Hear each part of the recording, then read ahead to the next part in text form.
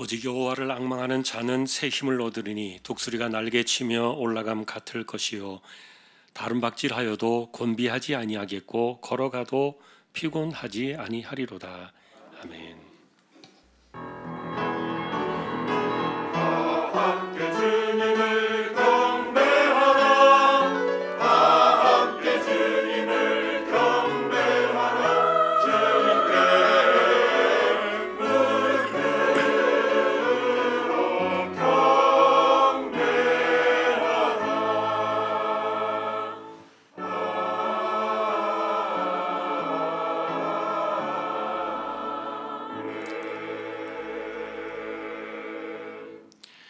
하나님을 예배합니다. 이 시간도 저희들을 예배자로 불러주심에 감사합니다. 하나님을 예배하는 모든 심령들 처소에 우리 하나님 임재하셔서 영광을 받으시옵소서. 예배의 시종을 의탁합니다. 존귀하신 예수 그리스도의 이름으로 기도하옵나이다. 아멘.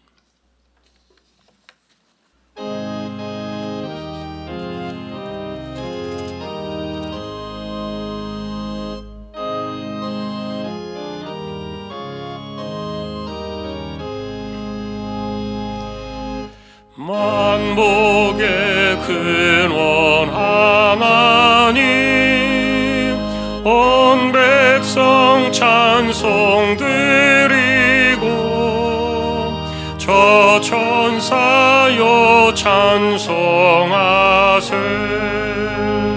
찬송 성부 성자 성령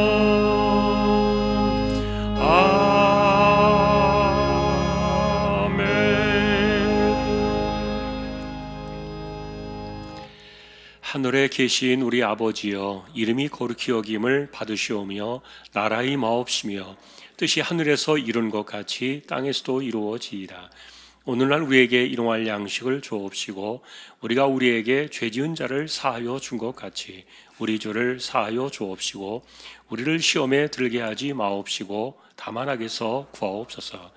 대개 나라와 권세와 영광이 아버지께 영원히 있사옵나이다. 아멘.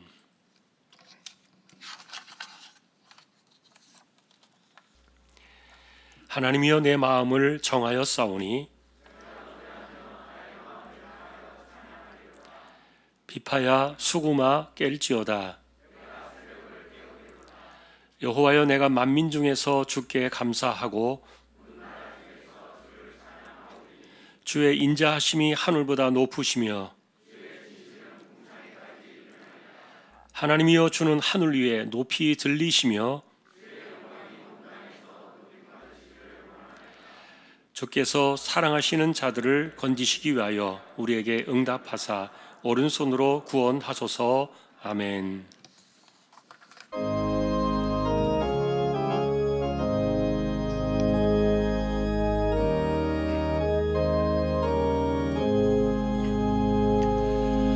인내하신 구세주여,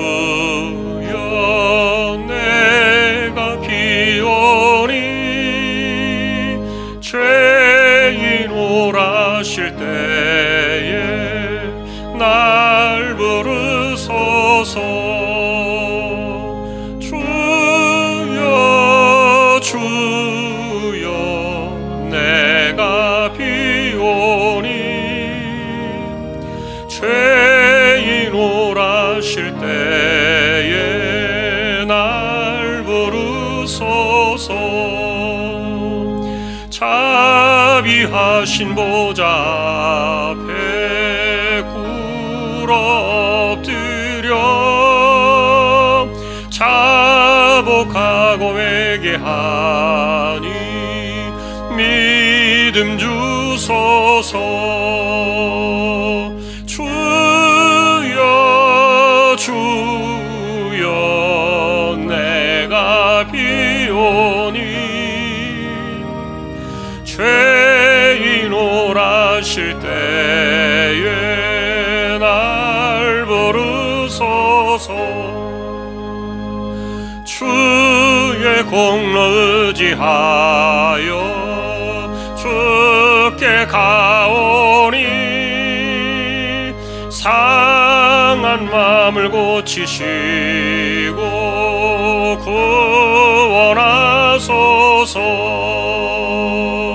주여 주여 내가 비오니 죄인 오라실 때에 날 부르소서. 만복 근원 우리 주여 위로하소서. 우리 주와 같으시니 어디 있을까. 주여 주여 내가 비오니 죄인 오라실 때에 날 부르소서. 아멘.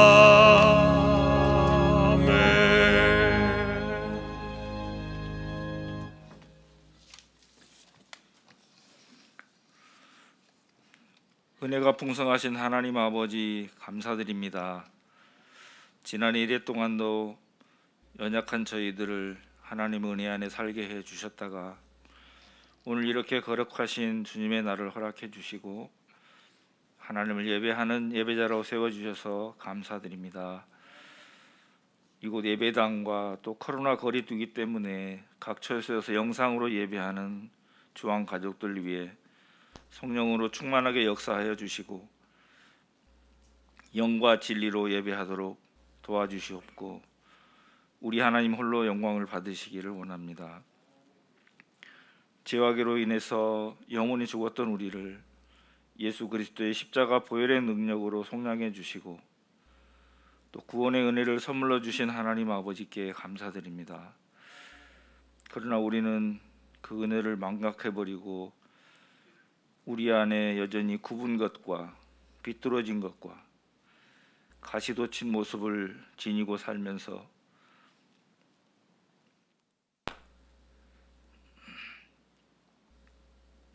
세상이 주는 즐거움에 우리 영혼을 빼앗기고 군림하는 욕망에 우리의 무릎이 굽히고 육신의 소욕을 따라서 얻을 것을 대하여 우리의 머리를 조아리며 죄와 타협하며 살아왔음을 고백합니다.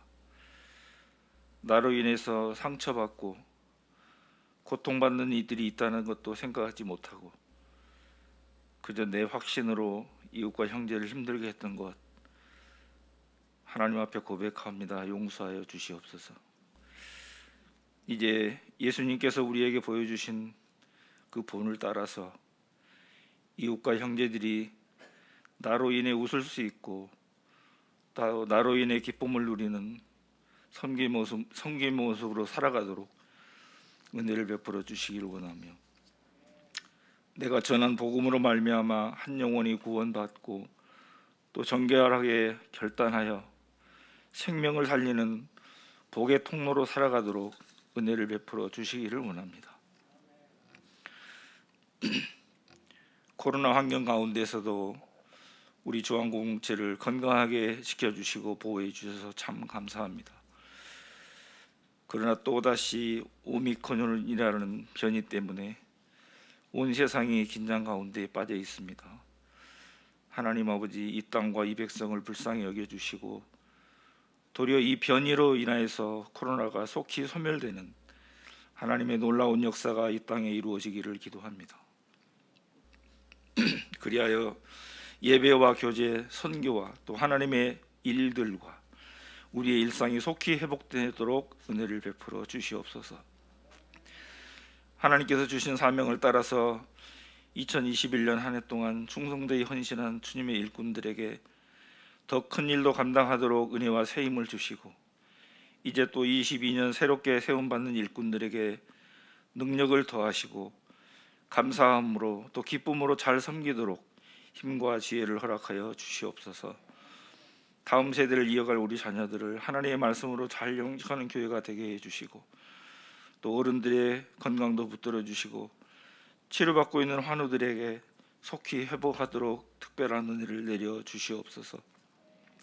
나라를 다스리는 위정자들을 붙들어 주시고 이 어려운 난국을 슬기롭게 잘 대처할 수 있도록 은혜를 내려 주시기를 원합니다. 양곤 중앙교회와 또 주의 종과 라오스의 하요셉 선교사님 가정과 선교센터 보호하여 주시고 선교 사역이 막힘이 없도록 인도하여 주시옵소서. 하나님 말씀 선포하시는 담임 목사님 성령으로 충만하게 역사해 주시고 영육이 강건케 하시고 피곤치 않게 해주시고 선포되는 말씀으로 인해서 우리의 믿음과 인내와 용서와 사랑이 회복되는 능력의 말씀이 되게 하여 주시옵소서. 할렐루야 찬양대가 드리는 찬양을 통해 우리 하나님 홀로 영광을 받아 주시기를 원합니다.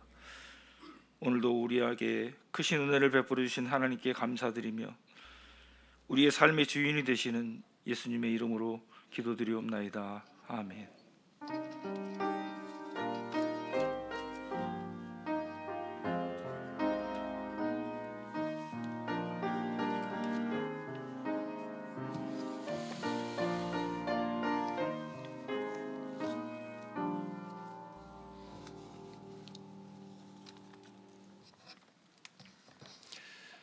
하나님 말씀 오늘은 로마서 8장입니다.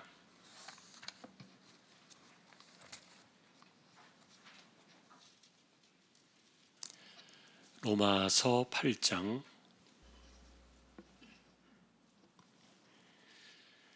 38절, 39절 두 절 같이 합독하겠습니다.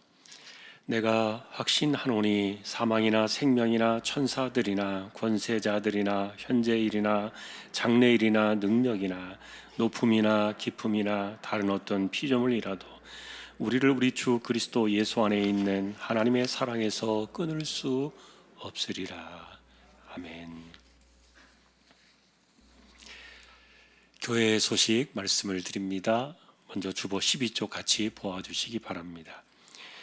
이번 주 성경 읽기는 고린도전서 15장에서 에베소서 6장까지가 되겠습니다. 어제까지 정립된 낙헌 예물 1억 5,444만 3,691원 25.25% 정립이 되었습니다. 이 현재 정립된 금액은 올해 4월 달에 3억을 상환하고 그 이후에 추가로 또 정립된 5월 달부터 정립된 누적 금액입니다. 참조하시면 되겠습니다. 그리고 12월에 예전대로 교육위원회, 교구, 찬양위원회 각각 세미나 내년도에 임명되어지는 분들 서로 인사 나누고 함께하는 시간 12월 둘째 주 월화 이틀에 걸쳐서 진행을 본당에서 하겠습니다. 함께 해주시면 좋겠습니다. 그리고 1월에 첫째 주에 세례식이 있는데 토요일 날 2주 전에 교육을 합니다만 25일 날도 토요일이고 그리고 1월 1일 날도 토요일이고 그래서 부득이 1차 교육은 18일 날 12월 18일 날 이렇게 하게 되었습니다. 세례 준비하시는 분들 일정 맞추어서 함께 해 주시면 좋겠습니다. 그리고 중국에 지금 거주하고 있습니다만 이지혜 집사님 딸 순산에서 이렇게 좋은 소식도 알려왔습니다. 가정에 또 축하를 드립니다. 그리고 오늘 아래 광고는 신시아 부동산 박임철 김영두 집사님 가정의 사업장 소개되고 있습니다. 또 위해서 기도해 주시기 바랍니다. 이제 오늘 2022년도 또 변경된 직분자들 임명을 하도록 하겠습니다. 오늘은 평소와 같이 다 발표하지는 않고요. 거의 유임이 되고 그대로 이렇게 또 진행되어진 부분이 많아서 변경된 부분만 제가 임명을 하고 또 공포를 하도록 하겠습니다. 앞에 나와 있는 내용들도 이제 그 바뀐 내용만 보시게 되겠습니다. 올해 12월 마지막 주에 은퇴하시게 될 한수 집사, 이병섭, 권사, 김구목, 전태자, 이상희, 김선자, 비 5분을 12월 마지막 주에 은퇴 예배로 또 드려지게 되겠습니다. 그리고 이총각, 김흥자, 남복순 이상 3분은 또 명예 권사로 추대가 되었습니다. 또 이분들도 역시 12월 마지막 주에 함께 은퇴 및 추대로 예배하도록 하겠습니다. 그리고 서리 집사 추가되신 분들만 호명을 하겠습니다. 남자 문효진, 연선모, 김홍수, 임종수, 이요셉. 여자 서리 집사입니다. 이영미, 비, 최유연, 이복희, 박미연, 박서정, 박정하, 김영숙, 송아름.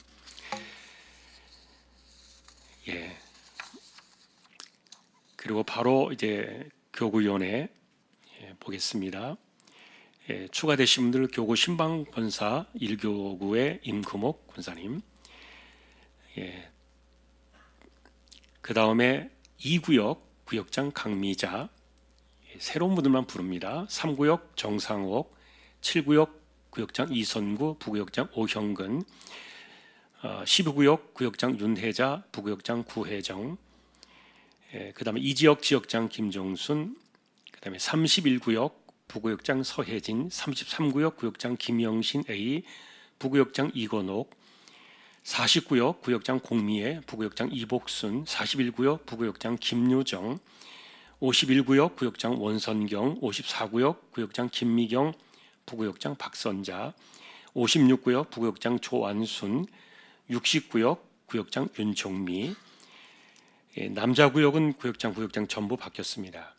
61구역 구역장 이형모, 부구역장 장병철, 62구역 구역장 박형인, 부구역장 박재구, 63구역 구역장 최민하, 부구역장 정재선, 64구역 구역장 김재홍, 부구역장 송주용, 65구역 구역장 이장호, 부구역장 구철호, 66구역 구역장 김영철, 부구역장 문병만, 67구역 구역장 손남석, 부구역장 조성삼, 68구역 구역장 장재혁, 부구역장 박도영, 69구역 구역장 이재환, 부구역장 이요셉.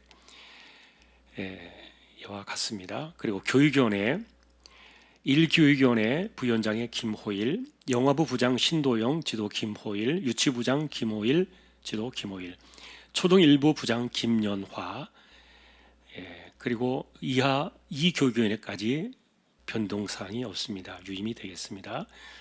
봉사위원회 봉사부장의 여전도연합회장 신경희, 주차 안내부의 정음석 집사님 추가되었습니다. 중앙찬양단 금요기도회 리더는 최종진 목사님 바꾸시게 되었고요. 시설관리부의 남전도연합회장 부장 오치훈 변경되었습니다. 그리고 찬양위원회 호산나 찬양대 쥐 김희영 이하 내용은 같습니다. 다른 부서 변동사항이 없고요. 선교위원회는 이제 당회원 정점기 장로님 한 분 이제 선교위원회에 참여하시게 되겠습니다. 그리고 총남전도회장 오치훈, 총여전도회장 신경이 각각 또 팀장으로 참여하시게 되었습니다. 그 외 다른 분들은 호명하지 않은 분들은 이전과 다름없이 그대로 유임이 되겠습니다. 또 하나님 주시는 힘으로 어려운 시대지만 2022년도에도 잘 지켜나갔으면 좋겠고 그리고 어려운 때인데 여러분들이 교회를 지켜두신 것 담임 목사로서 여러분에게 감사를 드리고요. 또 우리가 잘 지켜왔습니다. 정말 감사하고요. 내년에도 우리가 어떻게 되어질지는 알 수 없지만 이런 때에도 교회를 잘 지켜나가고 우리 신앙을 든든히 세워가는 그리고 헌신된 일꾼들 모두가 될 수 있기를 소망합니다.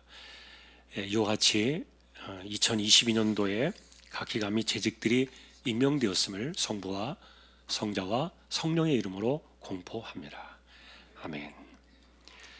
이제 하나님 앞에 예물을 드리는 시간입니다. 정성껏 준비하신 예물을 하나님께 드리겠습니다.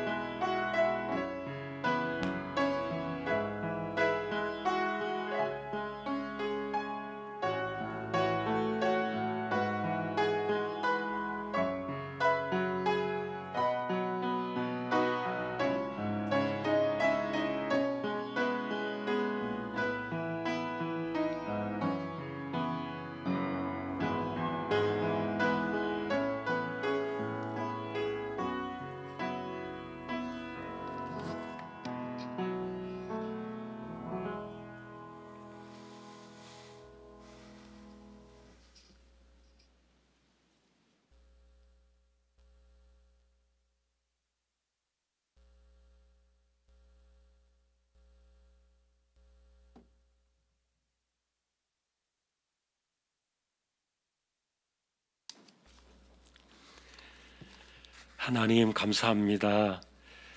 어려운 때를 저희가 잘 이겨내고 지내왔습니다. 승리할 수 있도록 붙들어 주시고 또 내년에도 우리에게 주어진 사명을 잘 감당하는 또 임명받고 위임받은 일꾼들 헌신하며 충성하며 교회를 세워나가는 일에 부족함이 없도록 은혜를 내려 주시기를 소망합니다. 이 시간도 믿음으로 하나님의 것을 구별했습니다. 주일원금 10의 1조입니다. 목적을 따라 선교, 구제, 장학, 차량, 총신, 기금 또 보이지 않는 가운데 드려지는 낙헌 예물 있습니다. 또 여기에 하나님께 감사를 드립니다. 주님의 은혜 안에 살게 하심을 감사드립니다. 주님 은혜 가운데 자녀들 선한 길로 인도하시고 믿음으로 순종하여 승리하는 가정이 되게 하소서. 한 해 동안 베풀어 주신 은혜에 감사드립니다. 항상 기뻐하라, 쉬지 말고 기도하라, 범사에 감사하라. 지난 한 주간의 삶도 주님의 은혜로 살았습니다. 감사합니다. 주님 감사합니다. 사랑하는 주님의 딸 건강하게 순산케 하심을 감사하며 주님 주신 새 생명 지혜롭고 총명하고 건강하고 아름답게 잘 성장해서 부모에게 기쁨과 행복을 주는 주님의 복된 자녀가 되게 하여 주옵소서. 범사에 감사드립니다. 할렐루야. 범사에 감사하며 감사 넘치는 귀한 가정으로 인도하시고 말씀 안에 바로 살며 숭한 숭호 종화로 좀 안복의 축복을 누리고 자녀들의 기업 번창하도록 축복으로 역사해 주십시오. 가족 건강 늘 지켜주시고 복된 길로 인도하옵소서. 속히 코로나 전의 일상으로 회복시켜 주옵소서. 삶 가운데 늘 건강 주시며 지혜롭고 복된 자녀들로 자라게 하옵소서. 가정 예배 드리게 하심을 감사합니다. 한 주간도 함께해 주신 은혜에 감사드립니다. 주일 식사를 위한 예물을 하나님께 드립니다. 남편 보내고 힘든 마음 주님께서 어루만져 주시고 많은 성도의 기도와 위로하심에 은혜 가운데 잘 마치게 되었음을 또 하나님께 감사를 드립니다. 하나님 은혜에 감사합니다.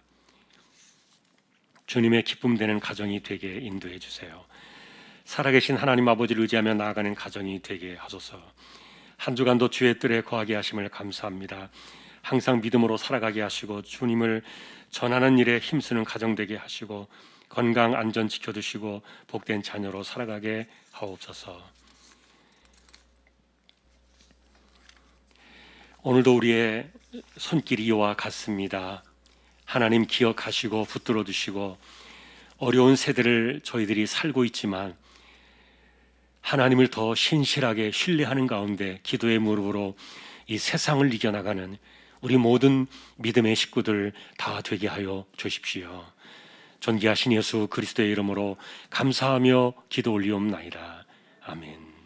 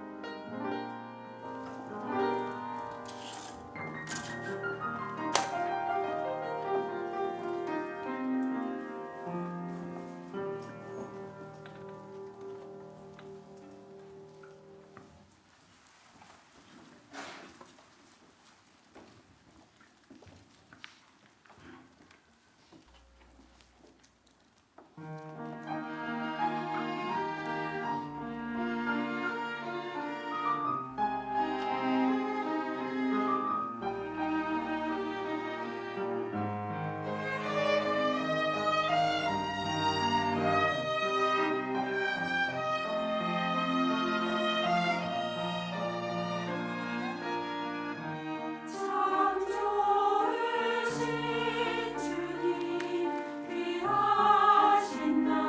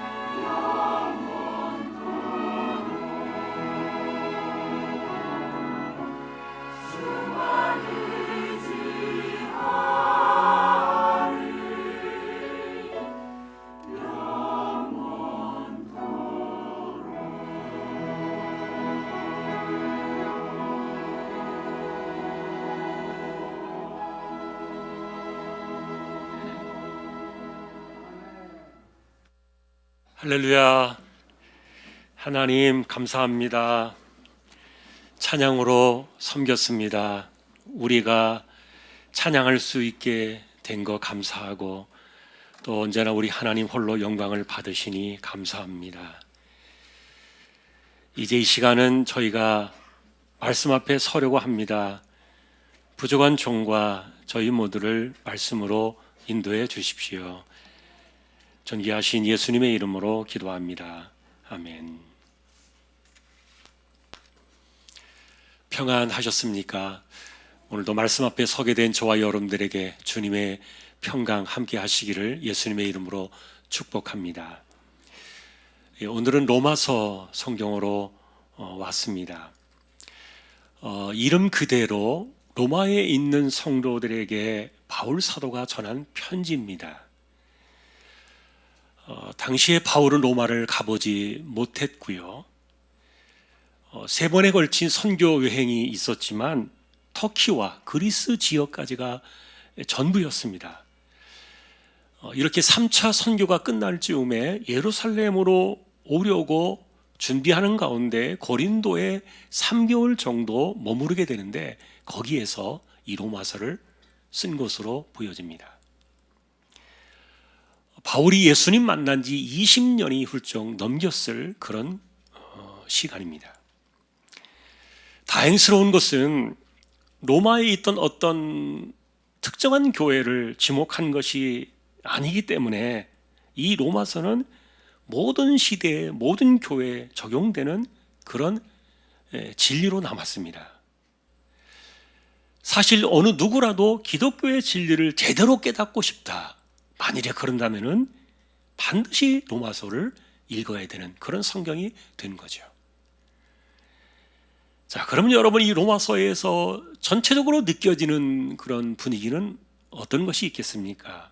여러분이 성경을 보실 때 은혜가 강조되어 있고 믿음이 강조되어 있고 그리고 죄사함이 나오고 구원이 있고 그리고 소망이 있고 성령의 인도하심 이런 것들이 많이 주제들이 꽃처럼 이렇게 아름답게 피어 있는데 그런데 이제 일반적으로 로마서를 요약하기를 이신칭의다 이렇게 말하는 거 들어보셨을 거예요. 이신칭의가 뭡니까? 우리는 믿음으로만 구원을 받는다. 이 진리가 로마서 전체를 관통하고 있다. 그렇게 해도 과언이 아닌데 자, 그런데 이 믿음으로 구원받는다는 이 이신칭의의 이 시작과 끝에는 하나님의 의로우심이라는 거대한 주제가 걸쳐 있습니다. 하나님의 공의죠. 여러분, 이게 무슨 의미입니까? 공의라는 말은 벌 받아야 될 사람들에게는 벌을 주시고 상 줄 사람에게는 상을 주시는 공평하신 재판관이라는 의미를 갖고 있어요. 자, 그런데 문제는 우리 자신입니다. 로마서가 처음부터 시작할 때 고발하고 있는 것처럼 인생들은 모두가 벌 받아야 될 사람이에요. 상 받을 사람이 하나도 없는 거예요. 그런 말씀 앞에서 사실은 우리의 양심도 떨리게 만드는데 의인은 없나니 하나도 없도다. 이 공의로우신 하나님 앞에서 이와 같은 죄를 고발하는 이런 슬픈 대조의 사건들은 우리 가운데 과연 이 공의로우신 하나님 앞에 살아남을 사람이 누가 있겠는가? 그런 것들을 처음에 던져주죠. 자, 그런데 우리는 로마서를 계속 읽어 내려가면서 이런 죄인들에게 아무 벌도 내리지 않겠다는 하나님을 만나게 되는 거예요. 도리어 용서해 주겠다. 기가 막힌 선언을 듣는 겁니다. 아무 조건 없는 용서입니다. 사실 믿는 자라고 하면서도 우리가 온전히 하나님 말씀을 따라 살지 못하는 그런 일들도 많이 있고 또 오래전에 택했던 백성 이스라엘들이 이 복음을 믿지 않을지라도 그래도 하나님은 여전히 용서라는 이 위대한 선택을 취소하거나 변경하지 않으시는데 은혜로 용서하시겠다는 거예요. 그래서 인간의 죄를 깨닫고 하나님의 이 무조건적인 용서를 알게 되면은 값없이 거둬주시는 그 은혜가, 그 무한한 용서 앞에 우리는요 가슴을 조아리지 않을 수가 없게 돼요. 자, 그런데 여기에도 사실은 순탄한 과정만이 있는 것은 아니고요, 이런 과정들 속에서는 로마서에 보이지 않게 숨어있는 보석이 하나 있어요. 그것은 뭐냐 하면은, 하나님은 주권자이시기 때문에 처벌도 마음대로, 용서도 마음대로 그렇게 하시는 거라고 생각한다면 오해입니다. 만일에 그렇다면요, 하나님은 정말 우리가 생각하는 그런 신이 아니신데, 자, 하나님의 공의는요 절대로 변함이 없는 거예요. 그래서 우리는 이 로마서를 만날 때 자가당착의 역설이라는 그런 하나의 주제를 만나게 되는데, 하나님께서는 왜 죄인들에게 벌을 내리지 않고 무조건적인 용서를 주시겠다고 선언하시는가? 여러분, 자가당착이라는 말 들어보셨죠? 말이나 행동이 앞뒤가 모순이 되어서 일치하지 않는, 다시 말하면 앞뒤가 맞지 않는다는 뜻이에요. 그래서 하나님의 이 공의와 이 용서는요 솔직히 말하면 자가당착이에요. 죄는 반드시 벌하시겠다는 이 원칙대로 죄인들을 심판하셔야 옳은데, 그런데 용서라는 은혜로 죄를 덮으시겠다니까 앞뒤가 안 맞는다는 말이에요. 그래서 우리는 이 죄와 용서 사이에는 모순이 존재한다는 사실을 알게 되는데, 그런데 이 놀랍게도 이 모순이요 위대한 기독교의 진리를 만들어낸 거예요. 사람은 죄 가운데 태어나서 죄 가운데 살다가 죄 가운데 죽습니다. 문제는 이렇게 죄 가운데 죽은 인생으로 끝나는 것이 아니라 그 다음은 어디로 가느냐, 죽음이 끝은 아니기 때문에. 만일에 사람이 태어나서 살다가 이렇게 죽어서 끝이 나버린다면 하나님은 모순 속에 빠져버릴 이유도 없으실 텐데, 왜냐하면 죄는 죄대로 처벌하면 그만이니까요. 그러나 여러분, 우리 인간들에게 죄를 처벌한다고 해서 그것이 완전한 해결을 주는 것은 아니에요. 왜냐하면 죽음 이후에 인생은 어디로 가야 되느냐, 지옥이냐 천국이냐, 중대한 문제가 남아있어요. 하나님께서 인간을 지으실 때 그 코에 생기를 불어넣으셔서 생명이 되었는데, 이것은 영원히 죽지 않는 영혼이 우리 안에 들어와 있다는 거 아닙니까?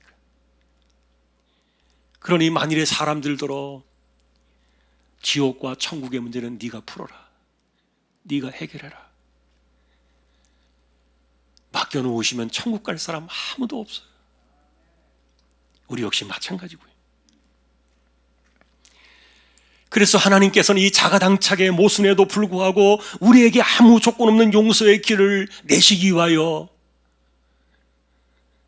독생자를 이 땅에 보내신 건데, 실제로 우리가 받는 용서는 무조건 조건이 없는 용서지만, 그러나 실상은 그 죄의 형벌을요 하나님은 모두 다 채우셨어요. 사도 바울은 그것을 십자가라고 이야기해 주었습니다.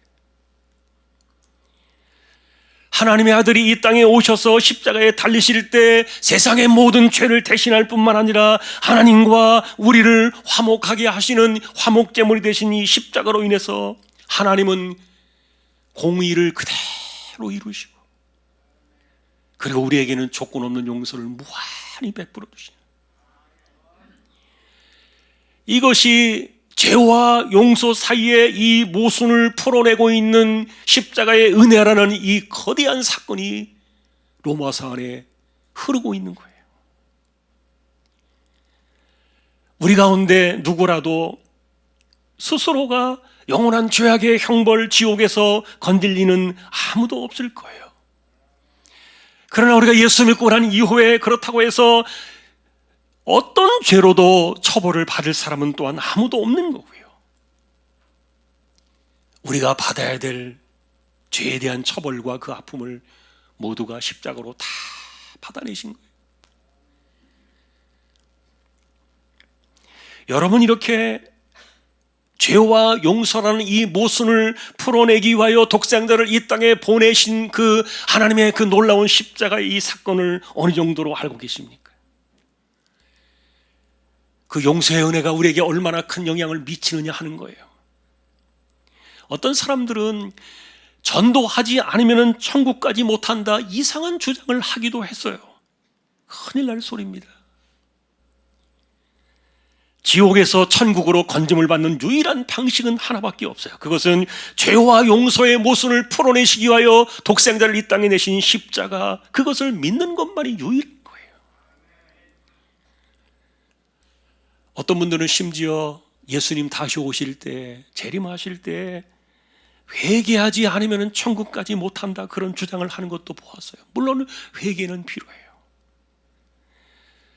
그러나 여러분, 회개가 도대체 무엇입니까? 매일같이 우리가 나는 죄인입니다 울면서 다니는 것입니까?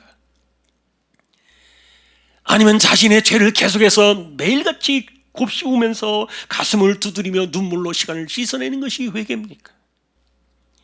이런 일들이 온종일 몇 날 며칠 아니면 정해진 시간마다 얼마나 우리가 그렇게 해야만 온전한 회개라고 말할 수가 있는 것입니까? 아닙니다, 여러분. 구원에 관한 한, 구원에 이르는 회개는 일생에 단 한 번입니다. 그것은 내가 예수 믿을 때 이루어집니다. 여러분, 바울은 다메섹에서 예수님 만났을 때 2박 3일 동안 식음을 전폐하면서 골방에서 기도를 드렸어요. 그것은 평생에 그가 흘릴 수 있는 모든 눈물을 다 쏟은 날이었을 거예요. 그리고 그동안에 살아왔던 자신의 모든 죄악들을 가슴을 치면서 마음을 찢는 통의 자복의 시간 모두 토해냈던 그 시간이었을 거예요. 그러나 우리는 그날 이후에 바울을 주목해 봐야 돼요.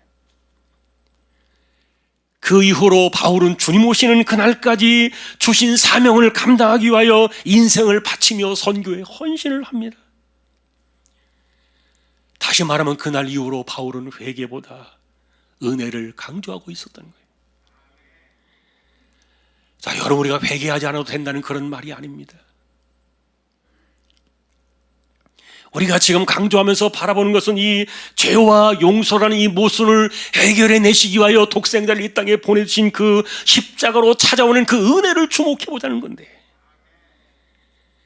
여러분, 그래서 십자가는 우리 인간의 죄를 녹여내버리고 그리고 용서를 토해내는 거룩한 용광로와 같았습니다. 그 안에서 우리의 죄는 모두가 녹아서 없어져 버리고 용서라는 거대한 은혜만 남아버린 거예요. 그러니 그리스도를 만나서 죄로부터 용서의 자리로 나갈 때 죄책감이나 죄악의 형벌 같은 두려움 때문에 고통하는 인생들은 모두 다 사라지고, 이제는 용서라는 십자가의 비단으로 나아가서 평생을 감사하며 헌신의 자리로 내 삶을 드리며 살아가는 것. 이것은 우리를 이끌어가는 것은 죄로 인해서 자신의 가슴을 치며 평생을 사는 것이 아니라 용서라는 거대한 은혜를 붙잡고 헌신하며 살아가는 것. 이것이 우리의 삶의 방향이라는 거예요. 사실 여러분, 바울은 이 용서라는 이 위대한 주제를 우리에게 가르쳐주기 전에 자기 자신도 이 거대한 십자가의 비달에 자신을 비추기 전까지는요, 얼마나 바울도 자신의 가슴을 치면서 괴로운 시간을 보냈는지 알 수 없어요. 그 증거가 로마서 7장에 나와요. 여러분이 앞에 보시면 구절이 나와 있는데 7장 23절 24절에 내 지체 속에서 한 다른 법이 내 마음의 법과 싸워 내 지체 속에 있는 죄의 법으로 나를 사로잡는 것을 보는도다. 오라, 나는 곤고한 사람이로다. 이 사망의 몸에서 누가 나를 건져내랴. 바울의 마음속에는 두 개의 법이 있었습니다. 하나는 마음의 법이었고 또 다른 하나는 죄의 법으로 이끌어가는 형벌의 법이었는데, 그런데 여러분, 바울이 여기서 말하는 이 마음의 법은 무엇입니까? 죄에서 용서로 건너가는 이 모순을 풀어내기 위하여 십자가의 은혜로 우리에게 쏟아주신 그 놀라운 그 용서를 바라보며 살아가는 소망을 이야기하는 것인데, 그런데 또 다른 법은 무엇인가? 인생의 현실을 고발하는 죄악의 법이었어요. 그래서 여러분, 마음속에 있었던 이 다른 법은 무엇인가 하면 실제로 우리가 느끼는 그런 삶의 양심의 가책이나 고민들인데, 예수 믿는다고 하면서 당신 삶이 왜 그래요? 하나님 믿는 사람이 왜 그렇게 살아요? 라고 이렇게 이야기하는 거, 이것은 단순하게 그것을 격려하고 고치기 위해서 하는 것이 아니라 당신 그렇게 살면은요, 회개하지 않고 그렇게 살면은요, 어떻게 구원을 생각합니까? 그래가지고 어떻게 구원받는다고 말합니까? 당신 그러다가 하나님 앞에 벌 받습니다. 예를 들어서 이렇게 이런 모순을 이야기하는 것인데, 이런 고발에 대해서 바울도요, 용서의 그 은혜의 빛을 그가 만나기 전에는 내가 예수님 믿고 자녀가 되었으니 더 이상 고발당하지 말자. 누가 나를 고발한다 할지라도 고발하고 싶은 것이 있어도 털어도 먼지 하나 나오지 않게 하자. 얼마나 바울이 몸부림을 쳤는지 몰라요. 그러나 현실을 돌이켜보면요, 그게 안 되는 거예요. 여러분, 인간이 그렇지 않습니까? 그러니 바울은 우리에게 이런 것들을 통해서 말해줍니다. 도대체 우리가 얼마나 울어야 온전한 회개의 기준에 도달했다고 말할 수 있는 겁니까? 우리가 얼마나 잘해야만 죄에 대한 고발에서 벗어날 수 있는 그런 완전한 그런 거룩한 삶을 산다고 말할 수 있겠습니까? 바울 같은 분도 말합니다. 내가 죽었다 깨나도 기준에 오르지 못하니까 아, 큰일 났다. 이 사망의 몸에서 누가 나를 건져낼 수 있겠는가? 그래서 매일 매 시간 자신의 죄를 생각하며 울어야 한다고 생각할지라도, 그리고 죽을 힘을 다해서 죄와 싸워 견뎌내며 그것을 현실을 이겨내려고 그렇게 몸부림치며 살아야 한다 할지라도 그가 딱 만난 결론은 오라 나는 곤고한 사람이로다. 이 사망의 몸에서 누가 나를 건져낼 수 있겠느냐? 여러분, 그래서 바울은 우리에게 이야기해 줍니다. 매 순간 자신을 자책하면서 죄와 싸워 이기려고 안간힘을 쓰며 살아가는 그것이 경건인 줄로 알았지만, 그러나 자신을 보고 현실을 깨달을수록 더 깊은 수렁과 짓눌리는 그런 깊은 늪 속에 빠져버리는 자신을 발견하면서 탄식을 했던 거예요. 그래서 우리의 모습은 그것이 진정한 경건이고 은혜를 아는 사람의 삶이 아니라 도리어 나를 이끌어가는 것은 무엇인가? 그가 25절에서 뜬금없이 이렇게 구절 하나를 던졌습니다. 우리 주 예수 그리스도로 말미암아 하나님께 감사하리로다. 그런즉 내 자신이 마음으로는 하나님의 법을, 육신으로는 죄의 법을 섬기노라. 여전히 마음으로는 은혜를 붙잡고 싶은 그 소망이 자리 잡고 있는데, 그러나 육신을 보면 여전히 죄의 법을 섬기며 여전히 벗어나지 못한 그런 것들을 허덕이고 있는 거예요. 이중적인 모습이라고 비판할지 모르겠지만, 그러나 바울의 이것이 우리의 현실이고요, 우리가 신자라고 말하면서도 살아가는 우리의 삶의 현실인데, 그런데 이런 상황 속에서 바울은 먼저 뭘 이야기합니까? 하나님께 감사하리로다. 이런 가운데서도 그가 하나님께 감사할 수 있는 주제가 분명히 있었던 거예요. 도대체 그가 감사할 수 있었던 하나님의 법은 무엇인가? 여러분, 그래서 우리는 이 바울을 생각하면서 오늘 우리가 이 주제를 만날 때, 나는 은혜 아래 살아가는 사람인가? 여전히 죄악의 그 정죄 아래 살아가는 사람인가? 어디에 나는 줄을 서야 하는가? 그런데 도리어 이런 것들을 벗어나게 하는 감사의 주제가 8장으로부터 거대한 이 고비를 하나 넘어오는데, 그가 던져놓은 화두가 뭐였냐면 성령의 법이라는 주제였어요. 사람은 어떤 해답도 낼 수 없다는 사실을 철저하게 깨닫고, 더 중요한 것은 십자가로 이미 하나님께서 답을 주셨는데, 여전히 사람들은 내가 어찌어찌 해야 구원에 이른다, 이런 행위적인 생각이나 주장을 가지고 여전히 빠져 있기 때문에 여전히 정죄 속에서 허덕이며 살아가는 모습을 보고 있는 거예요. 불행하게도 이런 인간의 고집은 너무 질겨요. 왜냐하면 이제 그리스도 예수 안에 있는 자에게는 결코 정죄함이 없다 그렇게 이야기했는데 자기 자신은 어느 정도 온전하게 보인다고 생각되어지면 가차없이 누군가를 향해서 정죄의 칼을 들이대고 있기 때문에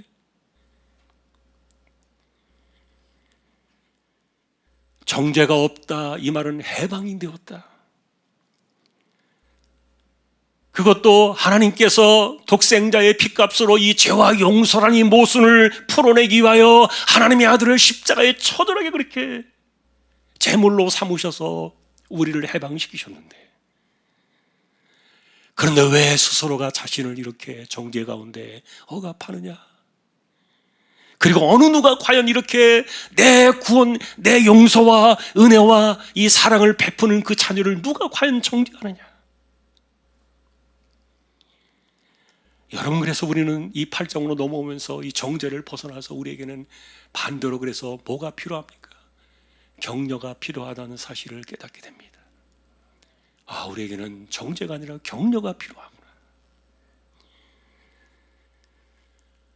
왜냐하면 하나님께서는 우리로 하여금 이제는 십자가의 은혜로 하나님과 나와의 모든 문제가 다 사라져 버렸기 때문에 하나님께서는 더 이상 우리에게 시비를 걸거나 문제에 삼으실 만한 것은 하나도 남지 않았기 때문에, 더구나 우리에게 죄가 없다 선언까지 해주셨으니 영원한 생명까지 얻었으니 무엇 하나 문제될 것은 하나도 남지 않은 거예요.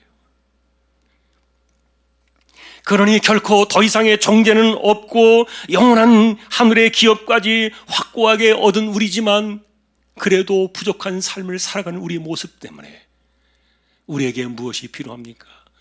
격려가 필요한 거예요. 하루아침에 우리가 말씀을 듣는다고 깨달아진다고 해서 우리의 삶이 달라지는 것은 아니지만 그러나 우리가 끝까지 들어야 될 것은 격려인데, 이 격려에 대해서 사도 바울은 내놓은 주제가 바로 성령이었습니다. 성령의 격려를 따르라. 그러니 여러분, 우리가 죄와 정죄와 그리고 죄책감과 고통으로부터 벗어나서 용서와 무조건적인 이 은혜 안에 살아갈 수 있도록 인생을 이끌어가게 하는 그 뭔가 힘이 필요한데, 여러분, 희한한 것은 여러분이 알든 모르든 깨닫든 깨닫지 못하든 간에 여러분들이 그리스도를 아시고 그리스도를 만나고 그 다음에 십자가의 은혜를 믿어서 영생의 약속을 받는 그런 순간에 하나님께서는 우리 각자에게 영원히 지우지 않는 표 하나씩을 주셨습니다. 바울은 이것을 우리 안에 인을 쳐두신 성령의 표라 그렇게 불렀어요. 내가 예수를 믿는 그 순간부터 내가 예수의 사람이 되어서 성령으로 인침을 받고 성령의 이끄심을 따라 살아가는 영의 사람이 된 사실, 여러분, 그리스도의 영이 없으면 그리스도의 사람이 아니라 그랬어요. 그러니 성령은 우리에게 매 순간 격려하십니다. 죄와 정죄와 회개와 죄책감과 고통과 아픔으로부터 벗어나서 우리를 은혜의 비단으로 인도해 가십니다. 아마도 그래서 여러분들은 은혜로 산다는 말이 무엇인지를 이해하실 거예요. 내가 부족할지라도, 온전하지 못할지라도, 내가 실수가 있고 허물이 많을지라도, 심지어 아픔과 질병과 고난과 상처로 얼룩져 있을지라도 은혜로 가져오게 될 영원한 생명을 바라보게 하고 우리로 하여금 날마다 은혜 가운데 살아갈 수 있도록 하늘로부터 힘을 주시고 그 은혜로 인하여 현재를 이겨내게 하는 신앙의 능력, 이런 것들이 성령으로부터 오는 것입니다. 성령은 날마다 우리에게 순종하는 능력을 부어주십니다. 우리로 하여금 날마다 예수님을 점점 더 닮아가게 하십니다. 그리고 하나님의 사랑을 부어주셔서 참된 평화와 소망과 기쁨과 감사로 이 세상을 살게 하십니다. 성령은 또한 우리가 올바르게 기도하도록 우리를 이끌어 주실 것이며 하나님을 아버지라 부를 수 있게 해주십니다. 우리가 하나님의 자녀임을 확신하게 해주시는 거예요. 그리고 결국은 하나님을 기쁘시게 하기 위하여 우리가 영의 일을 생각하며 살아가도록 격려를 하시는 겁니다.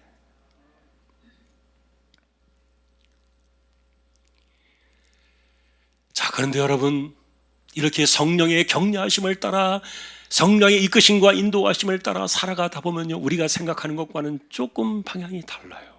그것은 뭐냐 하면은,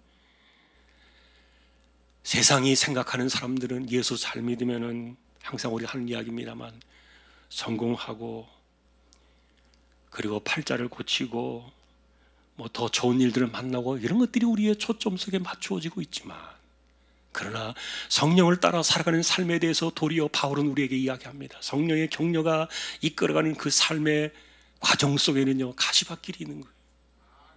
고난이 있어요. 이런 것들은 세상과 부딪히는 충돌 때문에 그래요. 우리는 죽어있는 고기가 아닙니다. 세상에 떠내려가는 고기가 아니라 살아서 펄떡거리며 움직이기 때문에 우리를 향해서 거칠게 몰아치는 이 물결을 따라 올라가는 거예요.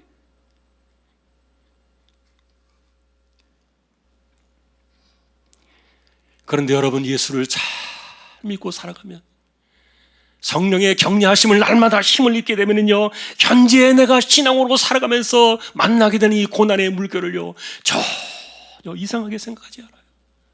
슬퍼하지도 않아요.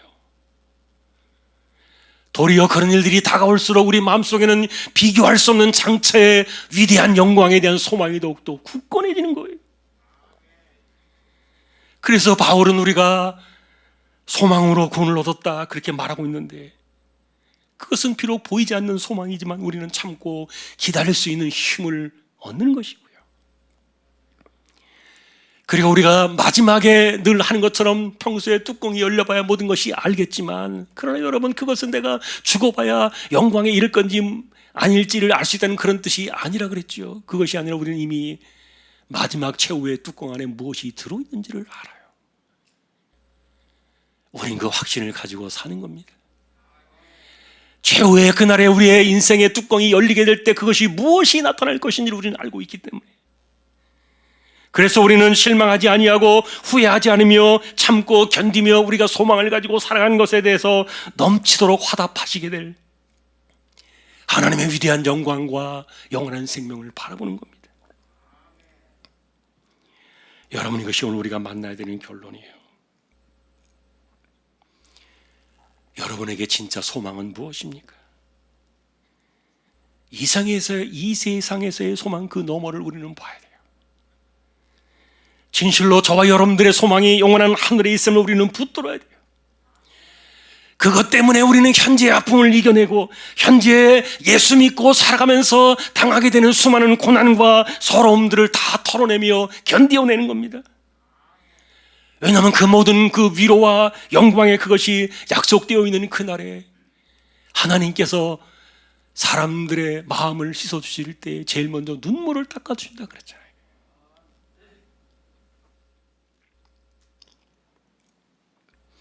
최근에 2년 동안 코로나 때문에 혼란이 겹쳐 있는 것은 우리가 아무도 경험해보지 못한 세상을 만나서 그럴 건데, 데이터가 없고 자료가 없다 보니까 전문가들도 예측만 할 뿐이지 아무도 장담할 수 없고 아무도 자신 있게 말할 수 없는. 자, 그런데 문제는 이런 혼란을 틈타가지고요, 유튜브나 SNS에서 이 불안을 짓누르는 것들이 많이 나와 있어요. 이상한 종말론 그 주장들이 이 코로나 시대에 막 홍수처럼 유튜브에 쏟아져 나오고 있고요. 그리고 SNS 이런 데도 보면은 이 코로나나 이 또 백신 이런 것들에 대한 음모론까지 겹쳐가지고요, 서로의 마음을 혼란하게 만들고 더 불안하게 하고 이간질하는 그런 내용들이 이 영상 속에 넘쳐나는 것들을 보게 되는데,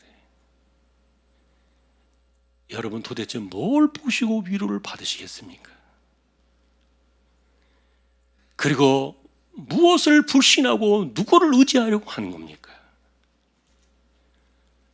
우리는 함께 가는 인생들입니다. 저와 여러분들이 같은 이 공동체로서 우리는 함께 가는 거예요. 나그네 길, 이 순례의 길을 우리가 같이 가는 것이지, 우리 가운데 어느 누구는 떨어지고 어느 누구는 붙고 이런 거 없어요. 만일에 그렇다면 그런 사람들은 하나님께서 이미 곤란해질 거예요.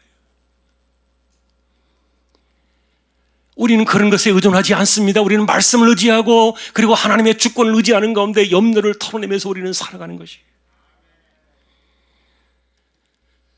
지난 금요 집회 때 종말에 관한 특징을 짚어보면서 노아의 홍수 사건이 생각이 났어요. 홀로 산꼭대기에 방주를 지을 때 120년이 걸릴 줄 누가 알았겠습니까? 그거를 역으로 이야기하면은 물로 세상을 심판하시겠다고 말하시고 난 그 이후에 120년이 지나서야 홍수가 터지게 될 줄 누가 알았겠냐고요. 문제는 그날과 그때는 오직 아버지만 아시고, 그리고 핵심은 정말 그날이 닥쳐와서 하늘이 열리고 땅이 터지고 위아래로 물길이 쏟아질 때 그 홍수 가운데 유일하게 살아남은 사람들은 그 말씀을 붙잡고 순종하는 가운데 그날을 대비했던 사람들만이 살았어요. 종말의 특징은 그래서 이 노아의 홍수 사건으로요, 예수님도 인용을 하셨어요. 이런 내용들은 자주 설명되어지고 있는데, 그것은 뭐냐면은 주님이 다시 오시는 이 땅의 종말은요, 도둑같이 불시에 찾아온다는 겁니다. 그래서 마태복음의 10처녀 비유도 생각을 했었는데, 여러분 10처녀 가운데 5처녀는 왜 미련하다고 말한 것입니까? 그들에게는 기름이 없었는데, 그래서 그 기름을 준비하지 않았다 그래가지고 기름이 뭐냐, 이거를 자꾸만 파헤치려고 하는 분들이 많은데 그거 파헤칠 필요가 없어요. 만일에 그 기름이 뭔가가 중요했다면 예수님이 기름은 뭐다 설명해 주셨을 거예요. 기름이 중요한 게 아니에요. 미련한 처녀와 지혜로운 5처녀의 차이는 뭡니까? 그들은 신랑이 언제 올지를 알 수 없었기 때문에, 지혜로운 사람은 언제 신랑이 온다 할지라도 맞이할 수 있는 그 준비를 한 사람이지만, 그러나 미련한 사람들은 자기 생각에, 자기 입장에서 그 기름이 있는 때까지만 신랑이 올 거라고 착각을 했던 거예요. 그러나 그 이후를 넘어갈지 누가 압니까? 그러니 때와 기한은 우리의 것이 아니에요. 중요한 것은 다시 오실 주님을 대비하며 살아가는 것인데, 그 대비한다는 말이 여러분 어려워요. 그래서 이 다시 오실 주님을 대비하라, 깨어있어, 기도하라, 이런 것들에 대해서 사람들이 자꾸만 혼동을 일으키는 거예요. 우리가 뭔가를 해 만든다고 생각을 하는 거예요. 그러다 보니까 자꾸만 우리가 혹시 그것을 하고 있지 못하다가 예수님 갑자기 오셔가지고 이 종말에 대한 두려움을 만나는 것은 아닌가, 이렇게 자꾸만 사람들을 불안하게 만드는 것인데 굉장히 잘못된 겁니다. 여러분, 우리는 주님께서 언제 오실까 걱정하지 않아요. 오시면 감사하고 지금 오시면 더 좋고, 우리는 언제든지 주님 오실 때 주님을 사모하며 우리에게 영원한 영광을 소망하는 사람들이기 때문에 전혀 두려움이 없어요. 그러니 주님이 오실 그날을 대비하라는 그 말은요, 촛불을 켜놓고 우리가 어떤 정해진 시간에 기도를 하면서 기다려야 한다든지, 아니면은 회개 집회를 고정적으로 열어야 한다든지, 아니면 재산을 팔고 기다려야 한다든지, 집이나 직장을 버려야 한다든지, 이런 것들은요 시한부 종말론자들의 일탈이고 사람들의 등골을 빼먹는 거예요. 우리에게 주님 오시는 것은 두려움이 아니에요. 주님 어서 오시옵소서, 마라나타의 신앙에 그 믿음이면 충분하지 뭐가 더 필요합니까? 우리는 그래서 모순과 이 죄와 용서라는 이 거대한 모순 속에 놓여있는 하나님의 이 엄청난 사건을 우리가 자꾸만 잊어버려서 그래요. 도대체 우리를 확신으로 인도해 가는 것은, 우리의 삶의 확신은 뭐냐 하는 거예요. 자꾸만 다른 이야기들이 들려오고 다른 소식들이 들려올 때 내가 정말 뭘 못해서 혹시라도 무슨 문제가 생겨가지고 떨어지는 것은 아닐까, 이런 자꾸 사람들을 흔들고 착각 속에 빠지게 하는 것은 절대로 하나님의 뜻이 아니에요. 여러분, 우리의 구원과 다시 오실 주님을 맞이하게 하는 그 종말의 시간, 그리고 우리에게 주신 영원한 소망, 그리고 영원한 확신으로 이끌어가니 모든 주도권은요 하나님께서 이미 다 쥐고 계세요. 바울은 우리에게 그 놀라운 사실을 선포해 주었습니다. 하나님께서 독생자 아들의 목숨값으로 우리를 피값으로 사셨는데 우리를 그렇게 쉽게 호락호락 잃어버리시겠는가? 하나님이 그런 분밖에 안 됩니까? 절대로 그럴 수는 없습니다. 그러니 과연 어느 누가 이 땅에서 독생자의 피값으로 용서를 무한하게 부어주신 하나님의 사람들을 향하여 과연 어느 누가 정죄할 수 있겠냐 하는 거예요. 이 죄와 용서의 모순을 깨뜨리시기 위하여 아들을 이 땅에 보내셔서 십자가의 피값으로 처절하게 그 모든 문제를 해결하시고 우리를 죄 없다 선언해 주셨는데, 그것을 누가 감히 아니라 도전할 수 있겠냐고요. 그래서 바울은 우리에게 말합니다. 이 하나님의 사랑에서 우리를 끊어낼 수 있는 것이 도대체 뭐냐?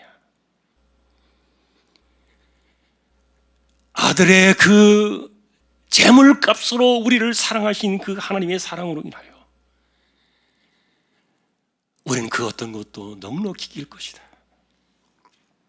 그래서 오늘 본문의 이 두 구절은 그것을 이야기해주는 확신의 마지막 하이라이트예요. 바울은 여기서 몇 개를 이야기했습니다. 사망이나 생명이나 천사들이나 권세자들이나 현재일이나 장래일이나 능력이나 높음이나 깊음이나 다른 어떤 피조물, 여러분이 여기에다가 또 계속해서 붙여놓는다 할지라도 그 어떤 것도 우리를 그리스도 예수 안에 있는 하나님의 사랑에서 무엇이 끊을 수 있겠습니까? 우리를 확신하게 만드는 것은 바로 이 하나님이십니다. 그리고 하나님의 사랑이요, 그리고 아들을 담보로 해서 우리에게 무한하게 베풀어 주신 그 용서의 은혜입니다. 그러니 우리를 확신으로 인도해 가는 것은 다른 어떤 것이 아니라는 거예요. 그저 우리가 해야 될 것은 우리에게 부어주신 그 은혜를 붙잡고 은혜의 빛 아래에 살아가면서 우리가 할 수 있는 것은 감사밖에 없어요. 내가 어떻게 내게 주신 이 은혜를 감사하며 헌신하며 살아갈 것인가? 내 인생을 어떻게 하나님을 기쁘시게 할, 인생으로 하나님을 기쁘시게 할 것인가? 이런 것들이 우리의 고민이 되는 거예요. 이게 진짜 신자의 살아가는 삶의 방향인데, 사랑하는 성도 여러분, 2021년도 한 해의 마지막 달이 왔어요. 지난 한 해를 돌이켜보면 이렇게도 살 수 있었고 저렇게도 살 수 있었고, 또 때로는 갑자기 멈추어 서가지고 아무것도 제대로 하지 못했던 답답한 시간도 있었고, 우리 눈의 마지막 끝을 향하는 것은 영원한 하나님이 계시는 그 아버지의 집, 영원한 하늘의 소망이 우리의 끝이지만, 그러나 우리는 그것을 향해 달려갈 때요, 지금 내가 할 수 있을 때 해야 돼요. 저는 지난번에도 우리 금요집회 때 그 이야기를 생각하면서 제 마음이 감사한 것은, 뭐 변이가 나오고 뭐 코로나가 또 나오고 막 이렇게 나와서, 그래도 여러분 그나마 사람들이 쫓아가면서 백신을 만들어가지고 그것을 또 어느 정도 방어하게 하고, 완전한 방어는 아닙니다만, 그러나 더 중요한 것은 그런 것들과 함께 이 마스크를 또 주셨잖아요. 저는 그래서 마스크 준 게 너무너무 감사해요. 최고의 백신이 마스크라, 이것에 대해서 이의를 타는 사람은 아무도 없을 거예요. 백신도 맞고 마스크도 쓰고 뭐가 두렵습니까? 중요한 것은 여러분, 우리가 할 수 있을 때 할 수 있는 것을 해야 한다는 것이고, 갑자기 모든 것이 다 멈춰 서는 날이 올지도 몰라요. 시대가 닫히면 아무것도 못하는 겁니다. 그러니 오늘도 우리는 이 시대를 살아가면서 오늘 이 말씀을 가지고 우리는 소망 가운데 이 길을 걸어가는 사람들인데, 약속의 말씀을 따라 우리 모두는 함께 가는 순례자입니다. 우리 같이 가는 겁니다. 나그네 길을 같이 걸어가고, 그런 가운데 예수님 오신다면 우리는 정말 할렐루야 감사하고, 그러니 다른 어떤 그 무엇이 아니라 약속의 말씀을 붙잡고 다시 오실 주님을 바라보며 소망하며, 오늘 내게 주신 시간을 내가 어떻게 감사하며 살아갈까? 오늘 내게 주신 인생의 시간을 어떻게 하나님을 기쁘시게 하여 헌신할까? 그 은혜 아래에 살아가면서 이 흔들리지 않는 굳건한 확신의 신앙을 가지고, 오늘 내가 코로나 시대지만 정말 마스크 잘 쓰고 또 수칙도 잘 지키면서 내가 해야 될 일을 해야 되겠다. 시간이 주어졌을 때 게을리하지 않고 열심히 헌신하고 충성하면서 이 코로나 시대를 이겨가는 저와 여러분 모두가 다 될 수 있기를 존귀하신 우리 주님의 이름으로 간절히 축원합니다. 찬양을 드리겠습니다. 270장입니다.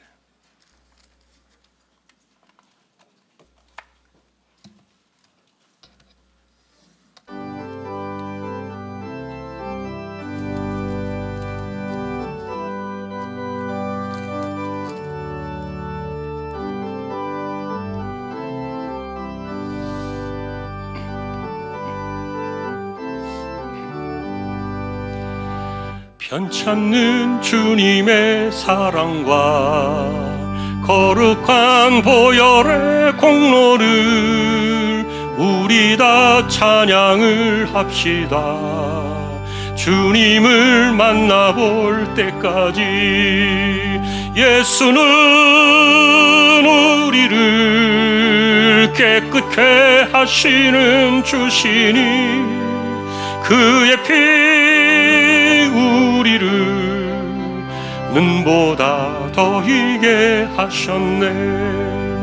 우리를 깨끗게 한 피는 무궁한 생명의 물일세. 생명의 구원을 받은 자 하나님 찬양을 합시다.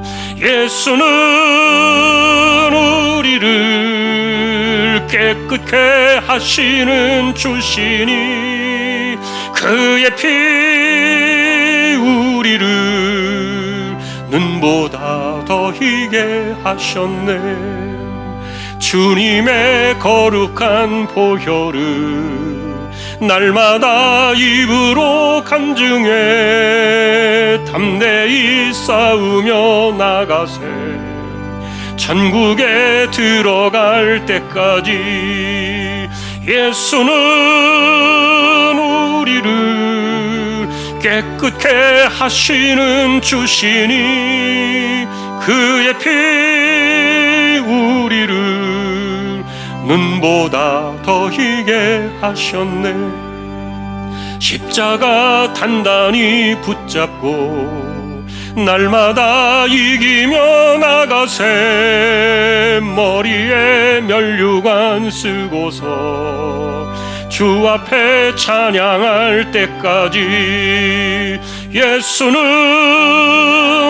우리를 깨끗게 하시는 주시니 그의 피 우리를 눈보다 더 희게 하셨네. 아멘. 오늘도 우리가 말씀을 생각합니다. 허물이 많고 여전히 죄악의 흔적이 많고 하나님 보실 때 흥과 티가 많지만 한 번 용서하신 그것은 물음이 없으시고 또 취소가 없으시고 한 번 내리신 그 용서는 영원한 약속으로 우리에게 다가온 것임을 기억하며 우리가 오늘도 그 은혜를 붙잡고 부족한 우리 자신을 돌아보며 내게 주신 이 은혜를 내가 무엇으로 갚을까? 내게 주신 그 영원한 생명과 하늘의 기업을 내가 받기 위하여 이 땅을 살아가는 인생에 주어진 시간 속에서 내가 어떻게 주님을 위하여 헌신할 수 있을까? 고민하며 감사하며 그 은혜를 따라 살아가기를 다짐하는 우리 모든 믿음의 식구들 되게 하여 주십시오. 우리가 함께 이 세대를 뚫고 지나가고 있습니다. 어둠의 시대, 역병의 시대가 온 세상을 덮고 있지만 그러나 우리가 흔들림이 없이 주신 약속의 말씀을 따라 믿음을 붙잡고 분명한 확신 가운데 이 세대를 함께 지나가고 있습니다. 우리가 함께 가는 나그네요 순례자임을 잊지 않게 하옵시고 우리 모두가 이 승리의 길을 걸어가는 위대한 나그네임을 기억하며 하나님으로부터 오는 이 확신을 붙잡고 그러나 한편으로는 부족하기 때문에 성령의 격려하심을 힘입으며 오늘도 일어나고 오늘도 마음을 고치고 우리의 행실을 고치고 우리의 생각을 바꾸고 우리의 삶을 변화시키며 어찌하든지 하나님을 기쁘시게 하기 위하여 우리가 성령의 감동과 격려하심을 따라 인생을 드리기를 기뻐하는 우리 모든 믿음의 식구들 되게 하여 주십시오. 새로운 일꾼들을 또 일부 세웠습니다. 하나님께서 내년에도 혼란 가운데도 교회를 지켜주시고 우리 모두를 붙들어 주실 줄로 믿습니다. 이재용 집사님, 최태경 청년, 신비한 집사님, 조인성 청년, 김한솔 청년, 백형래 집사님, 조말순 집사님, 이들을 의탁합니다. 암 치료한 분들이 계십니다. 이 한 주간에도 힘을 주시고 감당할 수 있도록 그 몸을 붙들어 주십시오. 연세 많으신 분들 하나님 아십니다. 기력을 더하시고 맑은 정신 총기가 흐려지지 않게 하시며 또 백신이 우리 몸에 무탈하게 하시고 우리가 또 마스크를 잘 쓰고 이 혼란의 때를 잘 이겨나갈 수 있도록 이 어둠의 시대를 정말 우리가 두려워하지 않는 가운데 지혜롭게 이 세대를 뚫고 나아가는 우리 모든 믿음의 식구들, 주왕의 가족들 모두 되기를 원합니다. 복음을 해서 보내신 주님의 종들이 있습니다. 선교지를 꼭 기억해 주시고 개척된 교회와 세우신 종 하나님의 나라와 백성들을 권고하시며 입시를 진행하고 있는 우리 자녀들을 하나님께서 진로를 열어두시고 붙들어 주시기를 기도합니다. 3월에 있게 될 대통령 선거에 하나님 꼭 간섭하여 주시고 이 땅을 긍휼히 여기어 주십시오. 예배를 마치고 돌아갑니다. 우리는 은혜 아래 사는 사람임을 기억하고 내게 주신 그 은혜를 우리가 감사하며 그 힘으로 죄를 이기고 은혜의 힘으로 부족함과 허물을 이겨내고 그 은혜의 힘으로 이 세대를 이겨나가며 어찌하든지 하나님을 기쁘시게 하기 위하여 우리의 삶을 드리기를 소망하는 우리 모든 믿음의 식구들 다 되기를 다시 한번 소망하오며 존귀하신 예수 그리스도의 이름으로 감사하며 기도 올리옵나이다. 아멘. 축도하겠습니다.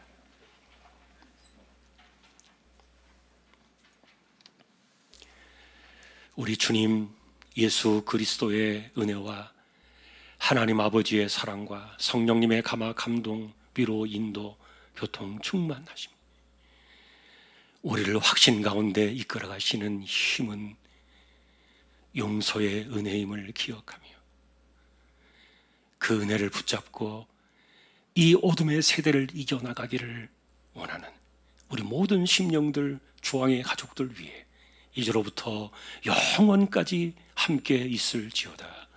아멘.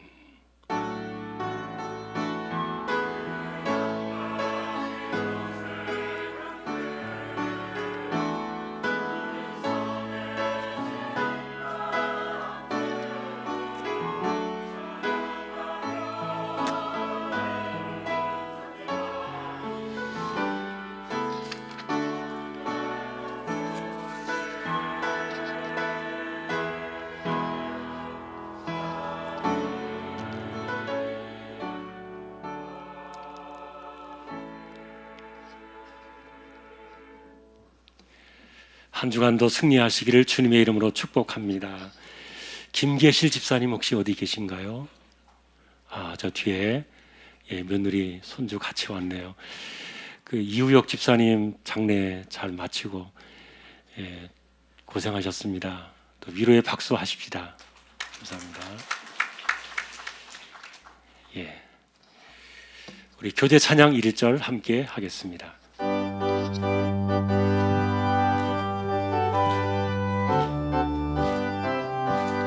예수 안에서 우리와 목됐네.